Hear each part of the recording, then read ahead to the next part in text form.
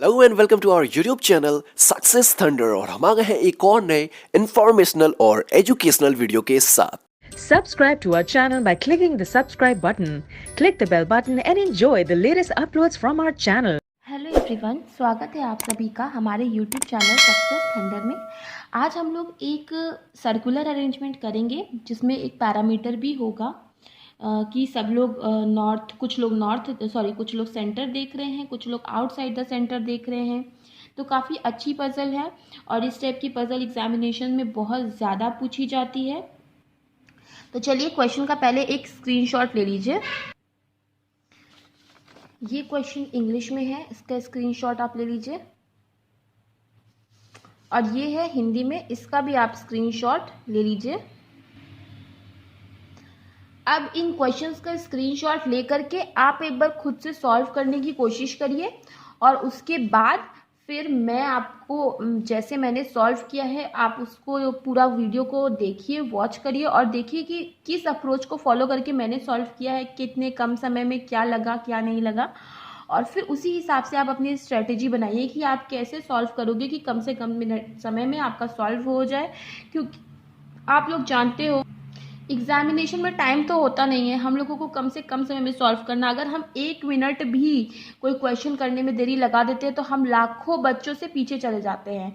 तो इसीलिए हम लोगों को काफ़ी मेहनत करनी होगी कि कम से कम समय में और सबसे जल्दी हो सके जितना सॉल्व कर ले क्वेश्चन को। चलिए क्वेश्चन को पढ़ना शुरू करते हैं। और उससे पहले सबसे ज़रूरी बात दोस्तों, अगर आप चैनल पे न्यू आए हो, पहली बार आए हो, तो चैनल को सब्सक्राइब कर लीजिएगा। वीडियो पसंद आए, इन्फॉर्मेटिव लगे तो वीडियो को लाइक करिएगा, शेयर कर दीजिएगा, ज़्यादा से ज़्यादा शेयर करिए वीडियो को। चलिए आगे देखिए क्या लिखा हुआ है, पढ़ते हैं। लिखा हुआ है 8 persons PQRSTUVW are sitting around a circular table. 8 लोग हैं जो कि एक सर्कुलर टेबल पे बैठे हैं, गोलाकार टेबल पे बैठे हैं। Some of them are facing towards the centre and some outside the centre, जिसमें से कुछ सेंटर की ओर देख रहे हैं, कुछ सेंटर से विपरीत देख रहे हैं। आगे देखिए क्या लिखा हुआ है। लिखा हुआ है P sit second to the left of the one who sit third to the left of W। मतलब P उसके सेकेंड लेफ्ट में बैठा है जो कि W के थर्ड लेफ्ट में बैठेगा। जैसे इसको आप कैसे लिख सकते हो, देखिए W के थर्ड लेफ्ट में जो भी पर्सन बैठा, ठीक है, W के थर्ड लेफ्ट में जो भी पर्सन बैठा उस पर्सन के सेकेंड लेफ्ट पे बैठा P, राइट। W के थर्ड लेफ्ट में जो भी बैठा उसके सेकेंड लेफ्ट पे कौन बैठा, P बैठा। आगे लिखा है only one person sits between Q and the one who sits immediate left of P। देखिए P के बारे में यहाँ बात हमने लिखी है, तो यहीं पे आप अगल बगल लिखिए कि P के जो इमीजिएट लेफ्ट में बैठा है इस बंदे के बीच में और Q के बीच में केवल एक ही लोग बैठेंगे। वही तो लिखा है only one person sits between Q and the one who sits immediate left of P। आगे क्या लिखा हुआ है, immediate neighbours of R facing opposite direction. मतलब आर की जो दोनों नेबर हैं ये दोनों ऑपोजिट फेस करेंगे। तो इस तरीके से हमने इसको भी नोट कर लिया। आगे क्या लिखा हुआ है, W and P facing opposite direction. W और P क्या है, ऑपोजिट डायरेक्शन फेस कर रहे हैं, तो इसको भी लिख देते हैं कि ये W एंड P जो है ये दोनों कहाँ फेस करेंगे, ऑपोजिट डायरेक्शन फेस करेंगे, राइट। W एंड P भी क्या करेंगे, ऑपोजिट डायरेक्शन फेस करेंगे। कोशिश करना है कि यहीं आसपास आप लिख सको। आगे क्या लिखा हुआ है, W and P facing Q is not immediate neighbour of P। तो Q जो है वो P का नेबर नहीं है। तो इस चीज़ को मैं कुछ इस तरीके से लिख लेती हूँ, आप भी अपने तरीके से लिख दीजिए, ठीक है। Q is not immediate neighbour of P।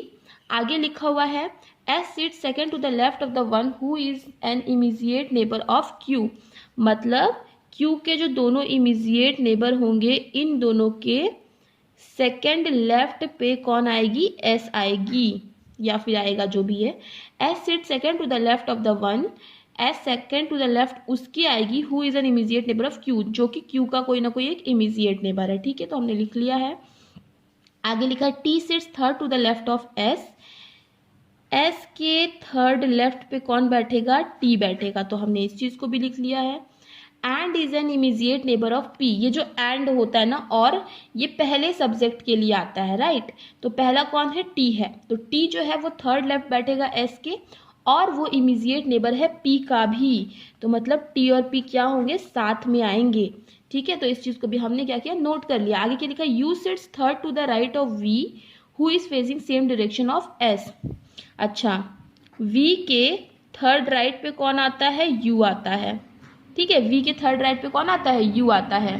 We जो कि एस की जैसे डायरेक्शन फेस कर रहा है, मतलब जो वी होंगे और एस होंगे वो लोग क्या करेंगे, सेम डायरेक्शन को फेस करेंगे। तो हमने इस चीज को भी क्या किया, नोट कर लिया है।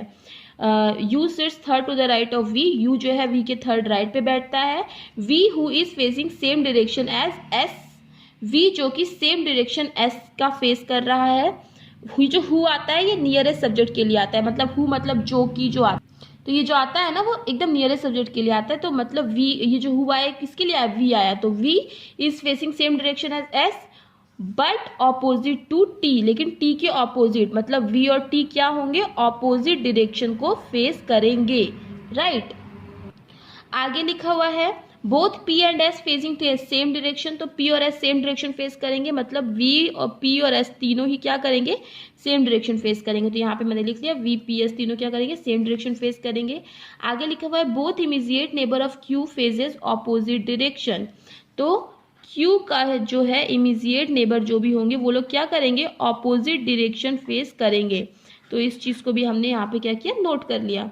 You does not face outside, you outside face नहीं करता है, मतलब यू जो है वो कहाँ फेस करेगा, यू इनसाइड फेस करेगा। तो यहाँ पे लिख लेते हैं यू जो है वो इनसाइड फेस करेगा।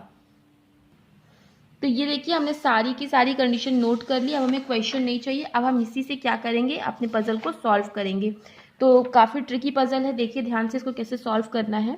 सबसे पहले आप अरेंजमेंट बना लीजिए, 8 लोगों का कम से कम 3-4 तो बना ही लीजिए, हो सकता है ऐसी पॉसिबिलिटी ज़्यादा लेनी पड़े। तो यहाँ पे मैंने 4 बना लिया है। अब देखिए सॉल्व करने की कोशिश करते हैं। तो यहाँ पे क्या लिखा हुआ है, W के थर्ड लेफ्ट में जो बैठा है, तो जैसे मान लीजिए W मान लो इनसाइड फेसिंग है, तो 1 2 3 इसके थर्ड लेफ्ट में ये आएगा। इसके सेकेंड लेफ्ट पे कहीं ना कहीं कौन आएगा, P आएगा। इसके सेकेंड लेफ्ट में P आएगा। अच्छा, और मान लो अगर W आउटसाइड फेसिंग है तो इसका थर्ड लेफ्ट कौन सा होगा, 1 2 3 ये हो जाएगा। तो देखिए हमने दोनों ही कंडीशन ले ली। देखिए कैसे फटाफट इस क्वेश्चन को हम सॉल्व करेंगे। अब W के थर्ड लेफ्ट में 1 2 3 ये आया, इसके सेकेंड लेफ्ट में आएगा P। तो देखिए ये इनसाइड फेसिंग भी कर सकता है, और जैसे W यहाँ पे है तो 1 2 3 लेफ्ट में जो आया ये आउटसाइड फेसिंग भी कर सकता है। उसी तरह जब W यहाँ पे है तो 1 2 3 इसका थर्ड लेफ्ट तो यहाँ आएगा, तो ये इनसाइड फेसिंग भी कर सकता है और आउटसाइड फेसिंग भी कर सकता है। ये 4 पॉसिबिलिटी बन सकती है। अब क्या बोला, W के थर्ड लेफ्ट में जो आएगा उसके सेकेंड लेफ्ट में आएगा P। अगर ये इनसाइड फेसिंग है तो P यहाँ आ जाएगा। उसी तरह W के थर्ड लेफ्ट ये आउटसाइड फेसिंग है, तो इसके थर्ड लेफ्ट में P कहाँ आएगा, सेकेंड लेफ्ट में P कहाँ आएगा। तो देखिए इसका सेकेंड लेफ्ट में ये जब आउटसाइड फेसिंग है तो P यहाँ पे आएगा, राइट। आगे क्या लिखा हुआ है कि मान लो W यहाँ है, इसके थर्ड लेफ्ट में ये बंदा यहाँ आ गया जब इनसाइड फेसिंग किया, तो इसके सेकेंड, अगर ये आउटसाइड फेसिंग करेगा तो इसके सेकेंड लेफ्ट में P कहाँ आएगा, यहाँ पे आएगा। उसी तरह यहाँ पे भी देख लीजिए, जब ये W मान लीजिए आउटसाइड फेसिंग रहेगा, इसका थर्ड लेफ्ट यहाँ आएगा और इसके सेकेंड लेफ्ट में P कहाँ आएगा, यहाँ आएगा, अगर ये इनसाइड फेसिंग रहेगा। तो 2 कंडीशन बन रही थी, दोनों ही कंडीशन को हमने इन 4 पॉसिबिलिटीज में बना लिया। तो ये कंडीशन क्या हो गई हमारी, हो गई, सॉल्व हो गई। आगे क्या लिखा हुआ है, आगे लिखा हुआ है P का जो इमीजिएट लेफ्ट है और Q के बीच में केवल एक लोग आएंगे, और एक चीज लिखा है कि Q और P कभी भी एक साथ नहीं होंगे। नेबर यहाँ मैंने लिख दिया, लेकिन एक्चुअली में एक साथ, हाँ नेबर नहीं होंगे, Q और P कभी भी एक दूसरे के नेबर नहीं होंगे। तो देखो जैसे कि मान लेते हैं P है तो उसका इमीजिएट लेफ्ट मान लो यहाँ आया, ठीक है। तो एक छोड़ के Q यहाँ आ नहीं सकता और एक छोड़ के Q यहाँ पे भी नहीं आ सकता, क्योंकि Q और P को नेबर नहीं होना है। दूसरी तरफ मान लो P का इमीजिएट लेफ्ट ये आया, एक छोड़ के Q यहाँ पे आ नहीं सकता है क्योंकि P और Q को साथ में होना नहीं है, तो एक छोड़ के Q कहाँ पे आएगा, यहीं पे आएगा, राइट। तो मतलब इस केस में P का इमीजिएट लेफ्ट कौन सा है, ये है। तो अगर ये इमीजिएट लेफ्ट है मतलब P क्या है, आउटसाइड फेसिंग है। इसमें देखिए मान लो कि P इनसाइड फेसिंग है, इसका इमीजिएट लेफ्ट मान लो कि P इनसाइड फेसिंग है, इसका इमीडिएट लेफ्ट आया ये, तो यहाँ पर जो बंदा बैठा है इसका एक छोड़ के Q यहाँ आ नहीं सकता है, लेकिन इस यहाँ पे जो बंदा एक छोड़ के Q यहाँ पे आ सकता है। मान लो ये आउटसाइड फेसिंग होता तो इसका इमीडिएट लेफ्ट कौन सा होता है, ये होता, तो एक छोड़ के Q यहाँ पे तो आ नहीं सकता है, राइट, और एक छोड़ के Q यहाँ पे भी नहीं आ सकता क्योंकि Q और P को हम लोगों को नेबर नहीं बनाना है, तो ये वाला भी हो गया। अब यहाँ देखिए जैसे कि ये है तो ये P है, तो इसका इमीडिएट लेफ्ट में जो बंदा बैठेगा, तो यहाँ पे तो इमीडिएट लेफ्ट के लिए एक ही जगह है तो यहीं पे होगा, तो इसका मतलब ये इनसाइड फेसिंग होगा, और इसका जो इमीडिएट लेफ्ट होगा, अच्छा देखिए इसमें दो कंडीशन बन सकती है कि जो इसका इमीडिएट लेफ्ट ये भी तो हो सकता है, तो ये और Q यहाँ पे नहीं आ सकता था लेकिन एक Q यहाँ पे आ सकता है। दूसरी चीज़ इसका इमीडिएट लेफ्ट वाला बंदा यहाँ पे भी बैठ सकता है और इसका एक छोड़ करके Q यहाँ पे भी आ सकता है, तो इसमें क्या है, दो पॉसिबिलिटी है, तो हम लोग दोनों ही बना लेते हैं क्योंकि बिना पॉसिबिलिटी की ये क्वेश्चन सॉल्व होगा ही नहीं। ठीक है, तो आइए एक दो पॉसिबिलिटी और बना लेते हैं। जैसे ये W है, मान लो कि P यहाँ है तो इनसाइड फेसिंग है, इसका इमीडिएट लेफ्ट यहाँ आएगा, एक छोड़कर Q यहाँ नहीं आ सकता, एक छोड़कर Q यहाँ पे आ जाएगा। तो ये देखिए यहाँ पर मैंने देखिए एक और पॉसिबिलिटी ले ली है। अब आप इसको ये मत सोचिए बहुत सारी पॉसिबिलिटी बन गई, जितनी जल्दी पॉसिबिलिटी बनी है 2 मिनट में एलिमिनेट भी हो जाएगी। तो देखिए कि जो P के इमीडिएट लेफ्ट में होगा, जैसे इनसाइड इसको फेसिंग एक बार माना और एक बार P को आउटसाइड फेसिंग मान लो, उसी तरह इसमें भी एक बार P को इनसाइड फेसिंग मान लो और एक बार P को आउटसाइड फेसिंग मान लीजिए आप लोग। तो देखिए ये चीज़ कि जब इसको आपने इनसाइड फेसिंग माना तो इसके इमीडिएट लेफ्ट कहाँ है, यहाँ, और इसके और Q के बीच में एक पर्सन है। इस केस में भी जब ये इनसाइड फेसिंग है, तो इसका इमीडिएट लेफ्ट ये पड़ा, तो इसके और Q के बीच में एक होना चाहिए, मगर Q यहाँ नहीं आ सकता क्योंकि P और Q नेबर नहीं है, तो Q कहाँ पे आएगा, यहाँ पर आएगा। सेम यहाँ पे भी देख लेते हैं, P आउटसाइड फेसिंग है, इसका इमीडिएट लेफ्ट ये है, इसके और Q के बीच में एक होना चाहिए, मगर Q यहाँ नहीं आएगा क्योंकि Q और P साथ में नहीं आएंगे, तो Q कहाँ आएगा, यहाँ आएगा। सिमिलरली इसमें भी जब ये आउटसाइड फेसिंग है तो इसका इमीडिएट लेफ्ट कौन सा पड़ेगा, इसका इमीडिएट लेफ्ट पड़ेगा ये, और फिर ये इसके और Q के बीच में एक होना चाहिए। तो इस केस में क्या था कि P आउटसाइड फेसिंग था, इसमें भी क्या है, ये आउटसाइड फेसिंग हो तो इसका इमीडिएट लेफ्ट भी यहीं पे आएगा, और इसके और Q के बीच में एक होना चाहिए, तो Q यहाँ तो आ नहीं सकता, तो Q कहाँ पे आएगा, Q यहाँ पे आ जाएगा। तो देखिए सब में हमने Q को सेट कर दिया। अब देखिए कैसे क्वेश्चंस की कंडीशंस 2 मिनट में एलिमिनेट होगी। तो देखिए ये कंडीशन आपकी सॉल्व हो गई, ये भी कंडीशन आपने सॉल्व कर ली, राइट। देखिए क्वेश्चन में एक चीज बोला था W और P ऑपोजिट डायरेक्शन फेस करेंगे। देखिए ये इनसाइड है, ये आउटसाइड है, ऑपोजिट है। W आउटसाइड है, ये इनसाइड ऑपोजिट है। W इनसाइड, P भी इनसाइड, ऑपोजिट नहीं है, तो ये कंडीशन आपकी क्या हो गई, गलत हो गई, राइट। अब इसमें देखिए W क्या है, आउटसाइड है, ये इनसाइड है, सही है। W इनसाइड है, ये आउटसाइड है, सही है। ये दोनों में दोनों ही आउटसाइड है, तो ये कंडीशन भी आपकी गलत हो गई। देखिए दो पॉसिबिलिटीज एलिमिनेट हो गई। आगे देखिए क्वेश्चन में क्या लिखा, T और P हमेशा नेबर होंगे। तो इस केस में तो देखिए P का एक ही नेबर हो सकता है, इस केस में भी एक ही नेबर हो सकता है। अब इसमें दो जगह है तो हमें देखिए और पॉसिबिलिटी बनाने की जरूरत नहीं है। कैसे, देखिए क्या बोला, S के थर्ड लेफ्ट में आएगा T और S और P का डायरेक्शन सेम होगा, राइट। तो देखिए जब यहाँ P आउटसाइड है, ठीक है, तो S भी क्या होगा, आउटसाइड होगा, और S के थर्ड लेफ्ट में कौन आएगा, T आएगा। तो S यहीं बैठाओगे तभी तो 1 2 3 लेफ्ट में T आ पाएगा, और ये आउटसाइड फेसिंग होगा, तो ये कंडीशन आपकी ऐसे बनेगी। आगे देखिए इसमें भी देखिए P क्या है, इनसाइड फेसिंग है, और S के थर्ड लेफ्ट में T को आना है, और S और P का सेम डायरेक्शन है, तो S यहीं बैठाओगे तभी तो 1 2 3 लेफ्ट में यहाँ पे T आ पाएगा, राइट। S के थर्ड लेफ्ट में T आ पाएगा, ठीक है। आगे देखिए S के थर्ड लेफ्ट में आ जाएगा T। और एक चीज़ है, कंडीशन है, एक और कंडीशन ये भी बन सकती है। देखिए जैसे कि मैं मान लो कि ये दोनों क्वेश्चन को ऐसे ही उतार लेती हूँ। W यहाँ पे आएगा, Q यहाँ पे आएगा, ये आउटसाइड फेसिंग होगा, यहाँ पे आएगा P, ठीक है, यही तो था। यहाँ पे देखिए W यहाँ पे आएगा, और T को यहाँ नहीं रखते हैं अभी, P यहाँ पे आ जाएगा, S को नहीं आते हैं अभी, लाते हैं अभी, यहाँ पे आ जाएगा ये, ठीक है। तो देखिए मान लीजिए कि एक बार इसको T को यहाँ रखिए और इस केस में एक बार T को यहाँ पे रख लीजिए, राइट। अब देखो S और P सेम डायरेक्शन फेस किया, तो मान लो S को यहाँ पे बैठा लो, इनसाइड फेसिंग भी कर लो, 1 2 3 लेफ्ट में T ऐसे भी तो आ सकता है, ये भी तो गलत नहीं है। सेम टू सेम केस इसमें भी है, एस यहाँ पे रखो 1 2 3, लेफ्ट में टी यहाँ पे भी तो आ सकता है और एस आउटसाइड फेसिंग होगा तो ये भी तो गलत नहीं है। तो इस तरीके से भी क्वेश्चन बन सकता है, तो ये दोनों ही सही है। अच्छा, इस केस में देखो P क्या है, आउटसाइड फेसिंग है, तो S के थर्ड, T की तो एक ही जगह फिक्स है, तो S के थर्ड लेफ्ट में T कहाँ पे आएगा, तो S यहाँ बैठेगा, तभी 1 2 3 लेफ्ट में T आएगा और S क्या होगा, आउटसाइड फेसिंग होगा। ये कैंसिल ही हो गई है। यहाँ पे देखिए P क्या है, इनसाइड फेसिंग है, तो S यहाँ पे बैठेगा 1 2 3 लेफ्ट में, तभी जा करके T यहाँ पे आ पाएगा। तो ये वाली भी कंडीशन हमारी सॉल्व हो गई, ये भी सॉल्व हो गई, ये भी सॉल्व हो गई। अब देखिए एक एक क्वेश्चन में लिखी थी कि Q के जो इमीडिएट नेबर्स होंगे ना, उनके सेकंड लेफ्ट पे कहीं ना कहीं S आएगा, लेकिन ये देखिए यहाँ पे तो तुरंत ही S आ गया। अच्छा, Q का इमीडिएट नेबर ये है, तो इसके सेकंड लेफ्ट में S आया, तो देखिए क्या आया, क्या ये तो इनसाइड फेसिंग है, इसके सेकंड लेफ्ट में S नहीं आया, तो ये कंडीशन गलत। तो ये कंडीशन क्या हो गई आपकी, गलत हो गई, क्योंकि ये इनसाइड फेसिंग और इसके सेकंड लेफ्ट में कहीं ना कहीं S को आना चाहिए था। इस केस में देखिए इसमें Q का जो इमीडिएट नेबर होगा, तो यहाँ तो S, यहाँ से S का कोई कनेक्शन हो नहीं सकता। Q का इमीडिएट नेबर यहाँ, इसके सेकंड लेफ्ट में S आ सकता है, इसके सेकंड लेफ्ट में S आएगा, मतलब ये क्या होगा, आउटसाइड फेसिंग होगा, राइट। अच्छा, आगे क्या लिखा हुआ है, इस केस में देखिए यहीं इसके ही सेकंड लेफ्ट में S आएगा, तो ये क्या होगा, ये होगा इनसाइड फेसिंग। आगे देखते हैं, जैसे कि Q यहाँ पे है, तो इसके इमीडिएट नेबर के सेकंड लेफ्ट में S आएगा, तो इसका इमीडिएट नेबर यहाँ हो सकता है, इसके सेकंड लेफ्ट में अगर इसको S को लाना है, सेकंड लेफ्ट में लाना है, तो ये क्या होगा, ये हो जाएगा आउटसाइड फेसिंग, तभी तो सेकंड लेफ्ट में S आएगा। एक चीज़ क्वेश्चन में ये भी दी थी, Q के जो दोनों नेबर्स होंगे वो अपोजिट डायरेक्शन फेस करेंगे, पर इसमें तो दोनों सेम डायरेक्शन फेस कर लिए, तो ये क्वेश्चन क्या हो गया, ये भी क्या हो गया, गलत हो गया, राइट।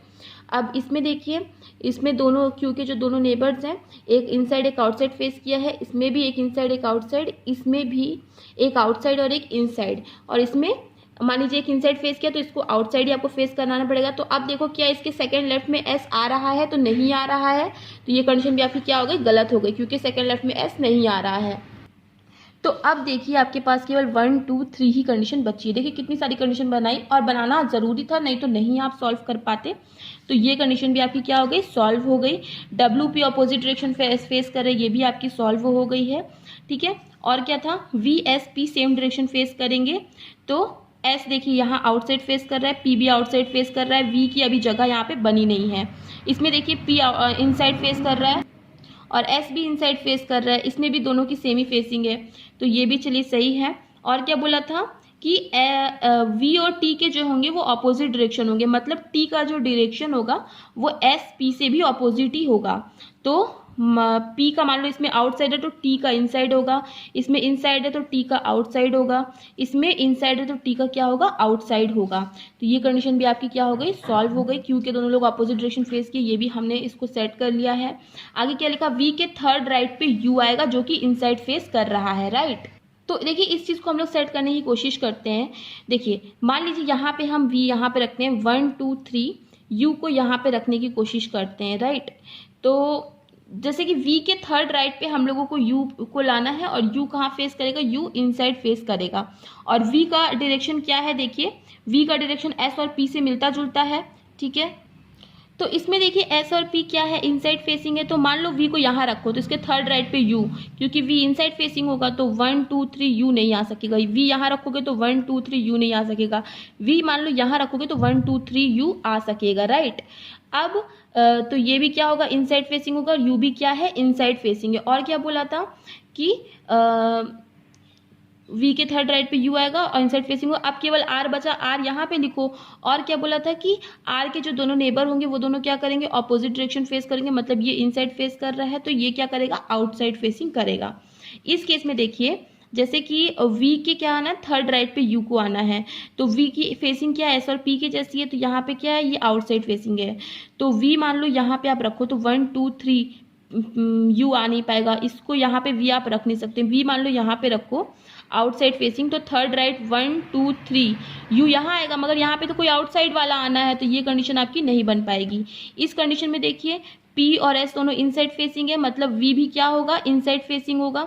तो मान लो कि अगर आप V को यहाँ रखो, V के थर्ड राइट पे U, तो 1 2 3 U नहीं आ पाएगा, V यहाँ आ नहीं सकता, कोई आउटसाइड फेसिंग वाला आएगा। मान लो V को आप यहाँ रखो, 1 2 3 U यहाँ पे आ सकता है, V के थर्ड राइट पे U।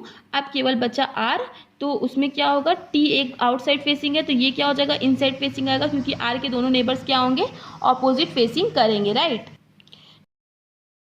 तो ये दोनों देखिए हम लोगों का फाइनल अरेंजमेंट बना था। अब देखिए इन दोनों में से कौन सा अरेंजमेंट सही है। तो हमारे कंडीशन में क्वेश्चन में एक कंडीशन ये थी कि Q का जो इमीडिएट नेबर होगा उसके सेकेंड लेफ्ट पे कहीं ना कहीं S आएगा। तो देखिए अगर Q का एक इमीडिएट नेबर, इस केस में S यहाँ पे है, तो इसके सेकेंड लेफ्ट पे S को आना चाहिए, लेकिन इसके सेकेंड लेफ्ट पे S तो आ नहीं रहा है। तो ये आपका जो अरेंजमेंट है ये गलत हो जाएगा, ये आपका नहीं बनेगा। केवल यही एक अरेंजमेंट आपका सही बन पाएगा जिसमें सारी कंडीशन सेटिस्फाई कर रही हैं। उस पेज में काफ़ी ज़्यादा कंफ्यूजन हो गई थी, इसीलिए मैंने दो जो आपके फाइनल अरेंजमेंट बने थे वो यहाँ पे इस पेज में ले लिया है। तो आई होप आपको चीज़ें समझ में आई होंगी। अगर आपको चीज़ें समझ में आई हैं तो वीडियो को लाइक कर दीजिएगा, शेयर कर दीजिएगा और चैनल को सब्सक्राइब कर दीजिएगा। मिलते हैं अपने नेक्स्ट वीडियो में। Thank you so much for watching.